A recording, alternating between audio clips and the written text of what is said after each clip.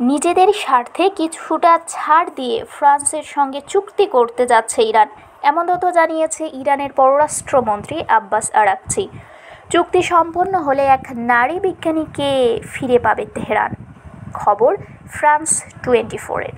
ইরানের পররাষ্ট্রমন্ত্রী Abbas Araghchi বৃহস্পতিবার বলেছেন, ফ্রান্সে আটক এক ইরানি নারীর বদলে ইরানে আটক ফরাসি বন্দীদের বিনিময়ের চুক্তি প্রায় সম্পন্ন হওয়ার পথে।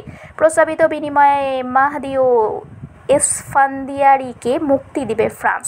তিনি ফেব্রুয়ারিতে ফ্রান্সের সামাজিক যোগাযোগ মাধ্যমে সন্ত্রাসবাদ প্রচারের অভিযোগে গ্রেফতার হয়েছিলেন। আরাকচি আরও বিস্তারিত কিছু না জানিয়ে একটি টেলিভিশন সাক্ষাৎকারে বলেছেন, আমরা প্রচুর তৎপরতা চালিয়েছি।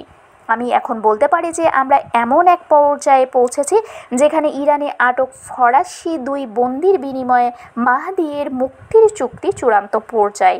ইরান বারবার তার মুক্তির দাবি জানিয়েছে, তাকে অন্যায়ভাবে আটক করা হয়েছে বলে অনেক যুক্তি দিয়েছে। ফ্রান্স বলেছে তারা 2 ফরাসি নাগরিক সিসিল কোহলার এবং জ্যাক প্যারিসকে আটকের বিষয়ে আন্তর্জাতিক বিচার আদালতে তেহরানের বিরুদ্ধে অভিযোগ করবে। 40 বছর বয়সী কোহলার এবং 70 বছর বয়সী প্যারিসকে 2022 সালের 7 মে গ্রেফতার করা হয়েছিল। ইরানের চিরশত্রু ইসরায়েলের জন্য গুপ্তচর বৃত্তির অভিযোগে তাদের অভিযুক্ত করা হয়। এই দম্পতি বর্তমানে ইরানে আটক প্রায় 20 জন ইউরোপীয়ের মধ্যে অন্যতম। বন্দীদের মধ্যে একজন ফ্রাঙ্কো জার্মান কিশোরও রয়েছে। সে ইউরোপ থেকে এশিয়া সাইকেল ভ্রমণে যাচ্ছিল। পথে 16 জুন ইসরায়েলের সাথে ইরানের যুদ্ধের সময় নিখোঁজ হয়ে যায়। পরে জানা গেছে সে ইরানের সেনাদের হাতে আটক হয়েছে।